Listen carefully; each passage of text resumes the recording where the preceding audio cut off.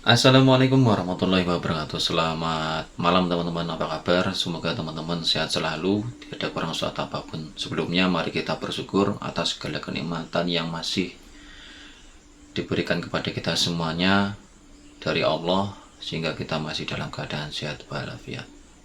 Baik teman-teman, pada kesempatan kali ini saya akan membahas mengenai topik yang sangat luar biasa yang akan saya sampaikan kepada teman-teman. Kali ini topiknya adalah mengenai apa yang menjadi penyebab orang yang tidak merokok kemudian ikut merokok. Ya, ada teman-teman yang belum merokok dan semoga tidak merokok.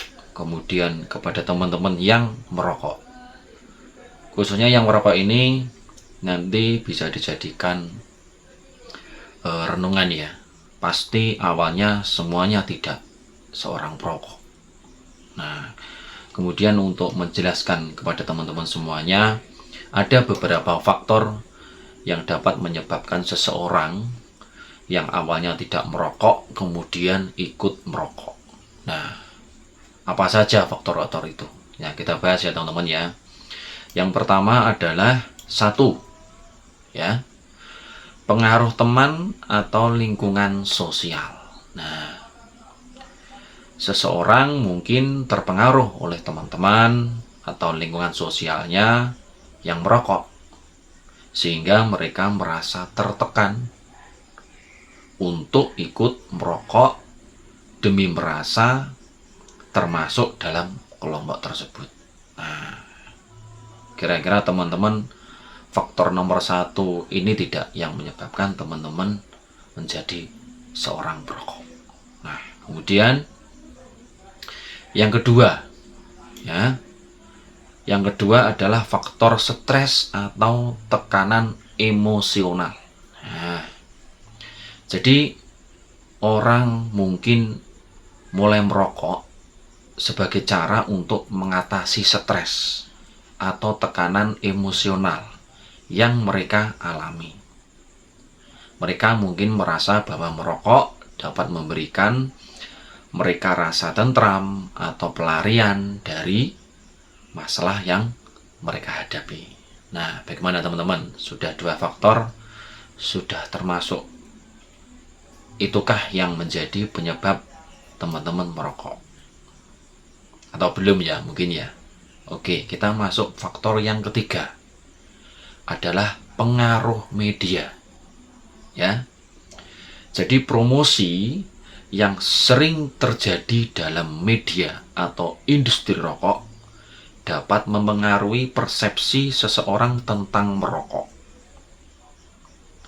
Iklan yang menampilkan gaya hidup yang menarik atau menjanjikan kesenangan dapat membuat seseorang tertarik untuk mencoba merokok. Nah, paham ya? Iya enggak? Nah, nomor 3 ini kah yang menyebabkan kamu menjadi perokok?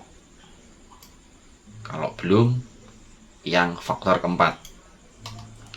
Faktor keempat adalah ketertarikan pada sensasi atau pengalaman baru. Nah, jadi beberapa orang mungkin mencoba merokok karena tertarik pada sensasi atau pengalaman baru yang dikaitkan dengan merokok. Mereka mungkin penasaran untuk mengetahui bagaimana rasanya merokok, atau ingin mencoba hal baru dalam hidup mereka. Nah, ini sudah 4 faktor ya. Bagaimana? Sudah ada salah satu atau belum dari keempat faktor yang menjadi penyebab kamu menjadi seorang perokok? Kemudian yang faktor kelima teman-teman ya. Apakah ini yang menjadi penyebab kamu menjadi perokok ya? Nomor 5, faktor genetik atau keturunan. Kok bisa? Beberapa penelitian telah menunjukkan bahwa faktor genetik atau keturunan juga dapat memainkan peran dalam kecenderungan seseorang untuk merokok. Jika ada riwayat keluarga yang merokok, seseorang mungkin memiliki kecenderungan genetik untuk menjadi perokok. Nah, paham ya teman-teman ya?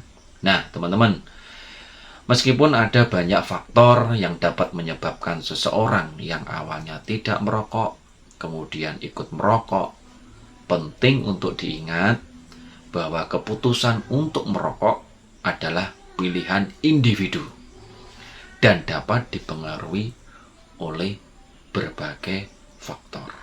Nah itu teman-teman ya, ada 5 faktor yang dapat menyebabkan seseorang yang awalnya tidak merokok kemudian ikut merokok.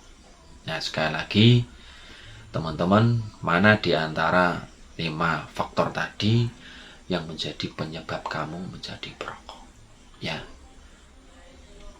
Baik teman-teman, itulah tadi 5 faktor yang menjadi penyebab seseorang yang awalnya tidak merokok kemudian ikut merokok ya. Terima kasih sudah menonton. Jangan lupa subscribe, like, komen, kasih masukan yang positif. Semoga ini membawa manfaat bagi kamu ya. Terima kasih. Assalamualaikum warahmatullahi wabarakatuh.